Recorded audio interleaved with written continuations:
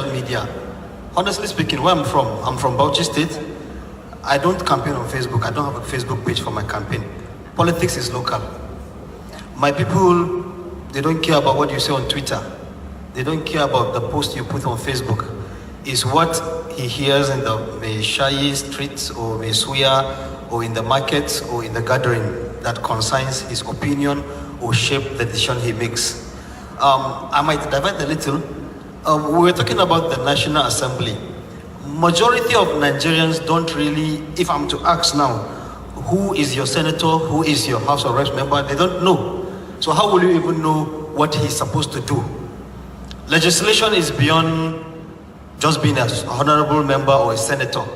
We need to understand that apart from the normal plenary where they debate over motions and bills, we have oversight where they meet MDAs, ministries, they talk about other stuff. We have constituency project which directly concerns you as the member of that constituency or community he's representing. Now, to hold them accountable, that's what we're talking about, right? To hold them accountable, I feel Nigerians need to, you need to first know who is representing you. I'm from Bauchi State. My senator is Lawal Yaya Kumau. He is the current senator that once said if he is in power, they will make a legislation that will make the president stay in office forever. If you can remember, it was trending. That was my senator. Now, I'm lucky to work in the National Assembly as a legislative aide. I understood how legislation is done, which was part of what prompted me to come out and vie for office. Not because I want to have cars like Dino, but I realized these people are no different from any one of us. They are just there. Now, another thing again to understand is that saying we should digitalize the National Assembly, Asara reporters have been doing a lot so far, attacking the institution as a whole, budget trackers and all. You see, Nigerians need to understand one thing. If you say a senator should have an email address, he doesn't read it. There's an aide that received the emails, he decides which emails goes. All a senator can care to do maybe is when a petition is brought from somebody in his constituency that says, I work with the Nigerian police, I was sacked inappropriately without my permission or stuff. That's when he comes to the Senate, lay a petition and said, one of the members of my constituency has done this or has done that. Or when he goes for constituency project to distribute keke napep or to distribute tailoring machines, that is where Nigerians feel we are engaging them. So I call on, should I say, people concerned, civil society organizations that are pushing that these people should have functioning email address. I think more concern should be on their legislative aid. I was once there. They are the ones that read those emails. They are the ones that reply. He said it. He said, for example, Atiku will tweet, the video he was not the one that tweeted it. No, that's a fact. So we can't have those BScs, we can't go to school for nothing. I feel the Nigerian youth are still need to understand that the difference between us and them, I like to use that word, is that we are more enlightened. We are more exposed. So holding government accountable starts with an individual. In Game of Thrones, the movie, someone said, knowledge is power. The other lady said, power is power. Seize him, cut his neck. He has all the knowledge, but she has the power. So we have that power too, to actually always disturb them till they realize that we know what we want and they bring it down to us. Thank you. We'll come into questions just shortly, but Toye, I'll throw this question to you. We seem to talk of almost two Nigerias, a very valid point that Suleiman made, that in his constituency, who is on Facebook, who's doing the social media influencing, and that discordant conversation at times, we tend to forget that there are millions of Nigerians who are illiterate, for lack of a better word, who live in the rural areas, who are not on social media, who may not get these messages of all the campaigns and the advocacies that we do on social media, and who do listen to the mishais and who listen to the gossip and all the neighborhood things. How do we bridge that gap? Because there is something to be gained from social media, but we cannot completely ignore those who are not on social media, who are many more than the people who are even on social media, and still push the message of holding governments accountable to them. How do we bridge that gap when it looks like we're talking to two different Nigerians and we need to speak two different types of languages? Okay, thank you. I mean, this, in terms of reaching out to individuals who are at the very low cadre. Now, you can as well do some form of advocacy. You can as well do some form of, town hall meetings and all that. Because truly, when we look at the voting patterns, 51% of these individuals are students. Now, this 51%, I can assure you, are on social media. Now, reaching out to them is a good thing. It's a fantastic idea. However, my challenge with those 51% is their inability to do more critical thinking, more deep thinking on the country that they live in. So it's not just like, Sowore said again, it's not just to be literate, it's about educating yourself and, asking yourself what really matters to you. Then secondly, going back to those people who really don't have access to social media, we can reach them through the town hall meetings and have advocacy meetings with, like me, for instance. I've been going around, I have 12 wards I must visit. And in the 12 wards, I've had town hall meetings with them, trying to, make them understand some of the challenges that, they are facing and all that. I also realized that, Abuja, the so-called big Abuja that everybody knows, is run by small businesses.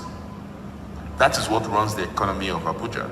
So it's the market woman, it's the man who owns a shop, it's the man who owns a plaza, who's selling clothes and all that. It's the guy who is selling his mishai and tea and all those things. Those are the people that run the economy of Abuja.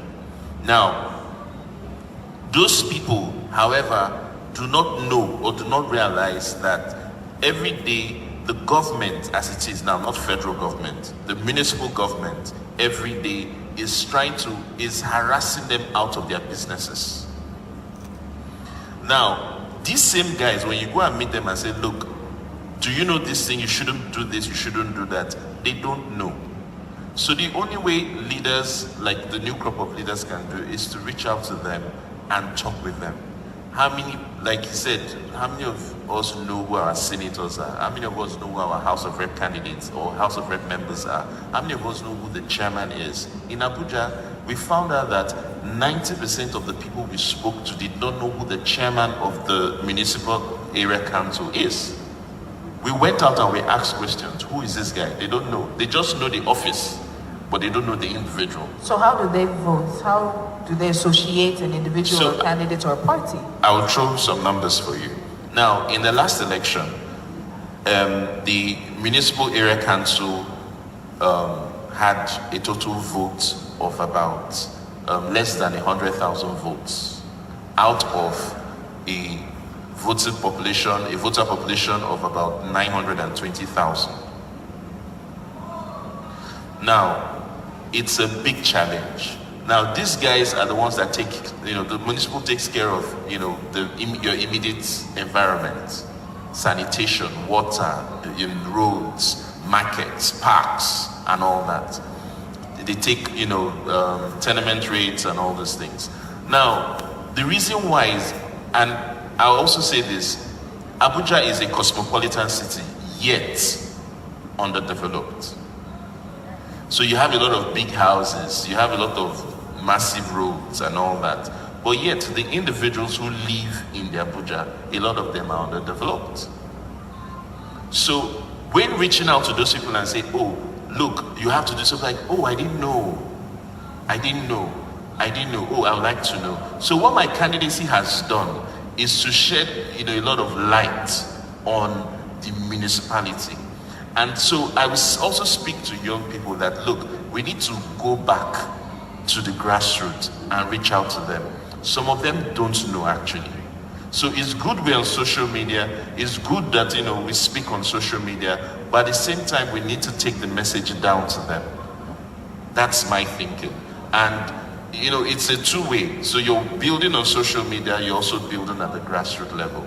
Yeah. All right, Elizabeth, my final question to the panel before we go to questions. So we've talked about the social media angle, we've talked about recall, lack of, but then another part of holding government accountable is citizens feeling invested in the democratic process. And I know many people, even here, are apathetic to the democratic process in Nigeria. We don't feel like we're getting the dividends of democracy. We don't feel like our voices are being heard. We don't feel like the issues that are necessary are being taken care of. So when you have someone who's apathetic, there's definitely going to be a reluctance to even get involved. How do we talk to those who are apathetic and get them to stand up and get involved in the process to also becoming somebody who holds government accountable? Thank you. I always speak of my constituency. I was telling His Excellency earlier on, I am coming from a very disadvantaged place. You can't get them on radio. They don't have televisions. Few of them at the local government headquarters have television. There's no light, no electricity, no network. How do you get to these people? I went for campaign in a place. We went to some extent with a car, then we picked a bike, then the rest of the way we had to trek. There was no road. But I was determined to get to them at the grassroots. I wanted to do it myself. I wanted to feel what they were feeling. I want to see how they live. So when we got there, they came out and saw us. They were initially reluctant, but at a point they began to come out in mass. They came plenty. Then the head of the clan told us that 2019, they have decided they were not going to vote for anybody. But seeing that I was new and I was young, they felt I have something different, and that is why they are out. That I should please keep my promise. So now, the thing we need to do is to go get them from the grassroots and sensitize them, because they can hardly be reached.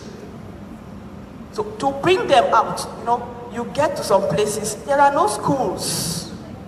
The children, they wake up in the morning, they go to the farm, they come back, they eat and sleep. And that is what they do till they grow, mature, get married, and their children continue. So with these few months, I've had a lot of experience. I've met people and I've gone to places. Now, it is easy for Tonya to say that most of the youth are on social media. But for me, it's a different ball game altogether. The people from my constituency that stays in the metropolitan, their PVC is for that place, not from the village. So they vote where they live. So the people that are going to vote for me are mostly illiterate. So they don't have access to what you have access to. So you need to talk to them. Now, we have to make a logo, a specimen, a dummy of the, the dummy of the, what is it called? Ballot paper, sorry. To show them, educate them on how to vote. They don't know. If you don't take your time to educate them, they make the papers invalid, because they can go and vote in between or vote on two spaces like that. Okay, I'll stop you right here. I didn't know the time signal I got was very short. Let's start with just 3 very quick. We are not doing contributions. I'm asking solely for questions, and I'm very specific. Your name and straight to the question, or I will move on.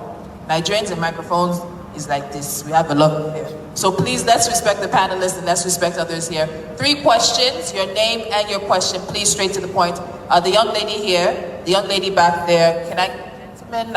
Okay, the gentleman in front here.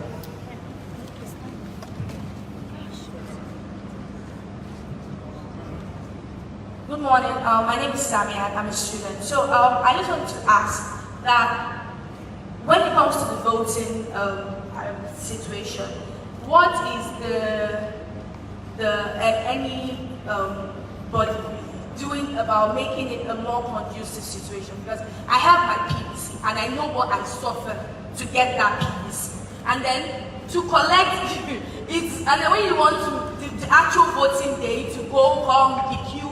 For me to collect my PVC, I have to wake up at 6 o'clock 3 times, and I still met the queue. And they just told me, they had to tell me, if you are serious about this thing, wake up as early and get here as early as 4 o'clock. And it's not safe. I can't be at that place by 4. That is how difficult it is. So I just want to know, like, what are they doing? Because it's not really about telling us to vote. It's about making this thing. I know you guys, we have to also contribute, but we actually have to be safe. And we have to feel like, you know, it's bad enough that you are trying and it's almost like it's not counting. And then the stress is, yeah. Thank you. Let's take the question together so we can quickly answer. Good morning. My name is Abdul Samad. My question is, if you look at the justice system and the rule of law in Nigeria. Are they directed to anyone? Just general? General. So, if you look at the justice system and the rule of law of Nigeria, and we talk about holding government accountable, I feel like, don't you think that it has been an impediment to helping us realize an accountable government? Look at what happened with the CJN recently. Do you think that the justice system and the rule of law has been an impediment to realizing an accountable government? All right, thank you. And the lady behind us. Good morning, Vanessa Osai. My question is, we know that over 51% of registered voters are youths, and of which majority are students. Currently, we know there's an ASU strike, and as of this morning, I read on the news that we have about 22 million registered voters who are at home. And majority of these people actually registered at, that is in their schools, or places closer to their school. Now, don't you think this already has disrupted we holding government accountable? Alright, so let's start with the very first question. I'll just have one of the panelists to answer that. And she asked about how to make the voting process more conducive.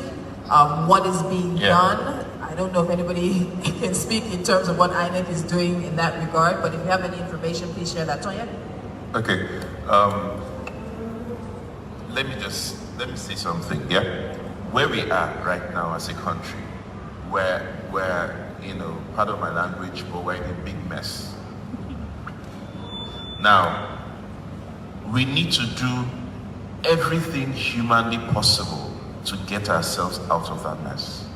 I'd like to congratulate you for actually waking up in the morning and going out that early 3 times to get your PVC. It shows that you care for Nigeria and you want to make a difference. So I will congratulate you for that. However, the policy of government or the way these things are being run, a lot of times, like I said, it's because we have leaders who don't care about the people that they're serving. So, because we want to change that, we need to beat them at their game. They are trying to make it impossible or almost impossible for people to do this thing. So in other words, we also need to tell them that we care so much. So we'll wake up, even if it's 4 a.m., to get to where we need to go to and ensure that we collect our PVCs. If we need to stay there till 1 a.m., we will do that. We will make arrangements. So some of the things I've been telling my guys is, look, on that day, start getting water ready, start getting food ready. If you need to pack food, if you need to pack water, if you need to wear comfortable shoes, you need to do that, because they will do everything humanly possible to rig the elections. So you need to do everything humanly possible to make it impossible for them to rig the elections.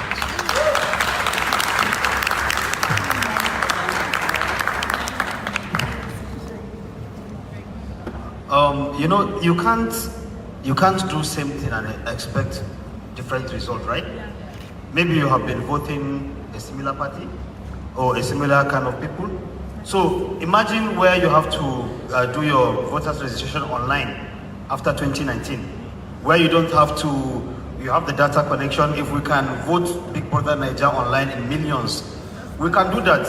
They are doing everything possible, as he said, to make sure They frustrate you. They once said we are lazy. We are not lazy, right? You have gone there. So it's about you now voting with a different mindset. I believe the Not Too Young to Run has given chance for emerging new leaders. I call them digital leaders. So you have the chance now, with that your voter's card, to change how things have been done. Try it this time around. Talk to your friends about it. Just try and vote new people, and you get new ideas. I also wanted to know that this should be the last time you have to suffer like this if you vote the right person. And you have alternatives out there, and of which I'm one of them. If I'm your president, when I'm your president, We are not. no, don't worry. I'm a presidential candidate. Don't worry. You will never have to suffer to get a PVC, because your PVC will be digital in 4 years. And we should be able to vote online, both in Nigeria and people in the diaspora. But if you put these same analog leaders back, you suffer again in another 4 years. So the next question I was asked was about justice and the rule of law, the justice system, in terms of being an impediment to holding our leaders accountable. He referenced the current case of the CJN Justice Walter Onogan going on right now, and I'm very sure there are many cases that we see here in 5 minutes that we can pick that sort of make it look like whoever is in power is using the judiciary as a tool that is not actually making it easy for individuals to hold government accountable. And I think eventually he did direct it to you, Yele, so please go ahead and answer. So what you have in the Nigerian judicial system is not justice, it's just us. It's only meant for a few people. The judges, there's something they say in Nigeria, that you have to hire two lawyers. The one that knows the law and the one that knows the judge. It's the one that knows the judge that can win you the case. The one that knows the law is the one that will make the noise. There is no justice system in Nigeria, that's the truth. Justice have gone up for sale. I will say it again, I was the first person to issue a red flag on Sahara reporters about the Chief Justice of Nigeria when they found millions of dollars in his account. The EFCC issued a statement that is not true, that we lied. When it was convenient for them to go after Onohe, they suddenly found the documents because they're in possession of it. But they need compromised judges to handle the election petition tribunals that will be coming, because that's the biggest market in the judiciary. The moment you're an election tribunal judge, you are going to make your billions from the cases that are coming up. That's what you're saying. But it's up to Nigerians, and I'll say this again, this is an opportunity in a few days to get rid of the old brigade and put in place a justice system. It's not only the judicial justice system, it's a social justice system that will guarantee you a breathing space in this country called Nigeria has been strangulating you. The other question was about students voting. Like she said, many students have registered around their schools, close to their schools, but ASU is currently on strike. And it's very likely that that strike will not be called off before before we go to the election. So what do we do? I think the bigger question at the end of the day is, what do students do? Some people, as adults, have said, wherever you voted Thursday, travel there. I don't know how convenient it would be for many students to go back to the cities that host their schools in order to vote. But anyone who wants it, we can take a look at that. Tonya? I'll still speak to realizing that we're in deep trouble. You know, we are, and I'll tell you why. I mean, just talking about the justice system, I was just reading, you know, on my way to Lagos yesterday, that there's a present a lawyer who was paid about 1.4 billion naira for court case or something. And I'm asking myself, you know, how does that work? You know, how do we get to this point where somebody will say he was paid 1.4 billion to do what? You know, of course it is to bribe people and to bribe the judicial system, but somebody is trying to use the law to suit himself, and Nigerians are keeping quiet. When he said Sahara reporters decided to blow out the Chief Justice of Nigeria case, They came out and said it was, it was not true.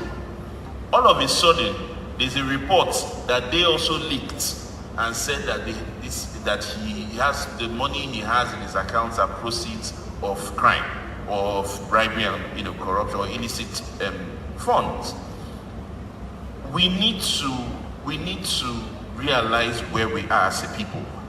Then once we realize it, then if you know I know students who are on their way to their various schools presently as I'm talking to you, just to ensure that they partake in the election. That is how serious some of them are taking it.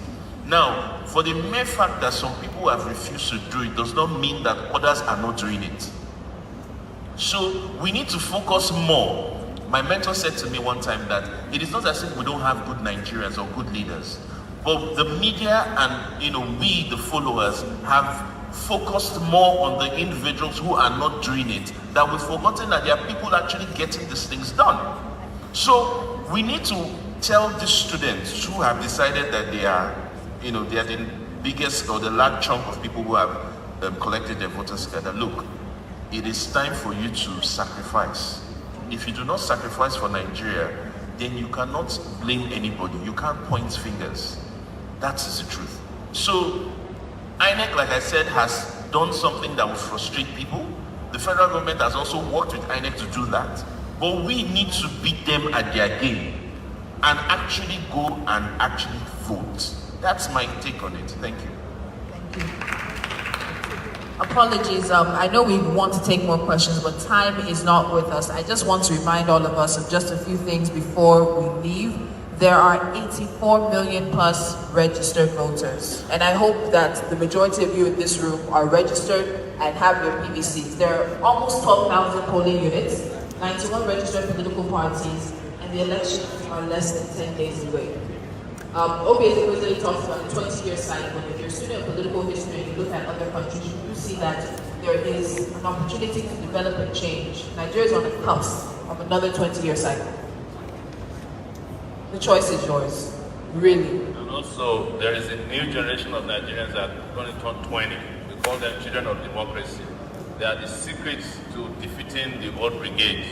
The thing that happened with ASU was planned by the federal government. They knew already that there are 22 million voters who are students. They had to keep you out of your school so that you don't vote, because they know that these are the most angry Nigerians and you're about to punish them with your votes. But regardless of what they've done to you, please find your way to your voting polling booths and units and vote these guys out. They are the people who brought ASU strikes into this country. Vote them out. Vote out Atiku, vote out Buhari. And one final thing I do want to make a point. Let's not all think that voting is the last responsibility we have as citizens.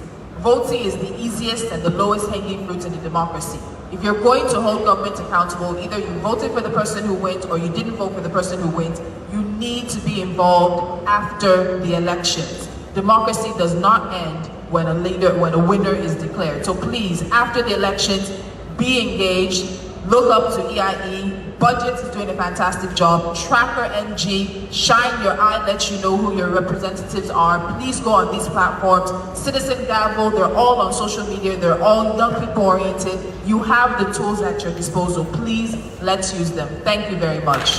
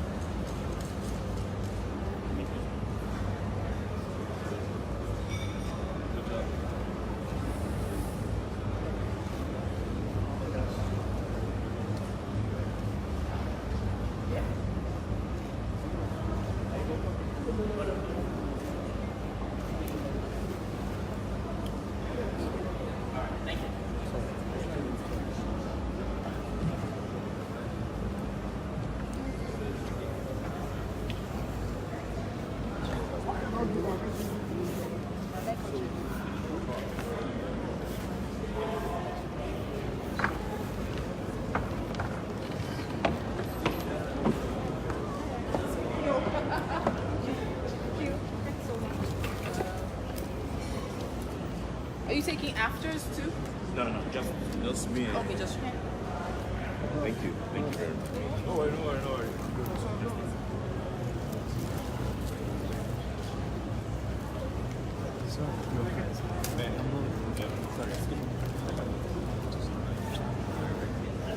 Let's take it back.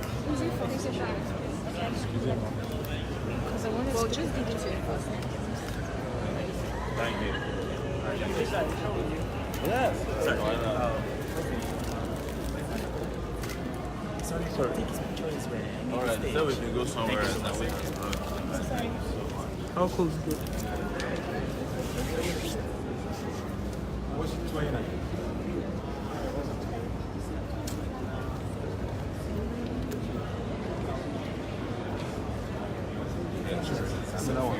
We're taking it back this year. We're taking it back. We don't book it. Please. And then you tell them, take it back. Tell them, we're taking it back. We're taking it back this year. Take it back. Take your Thank country you very back. much. Thank you.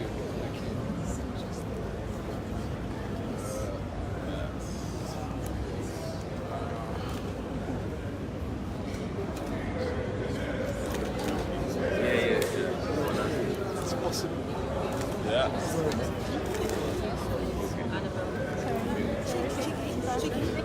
Oh, thank you so much. Alright, please, sorry, please.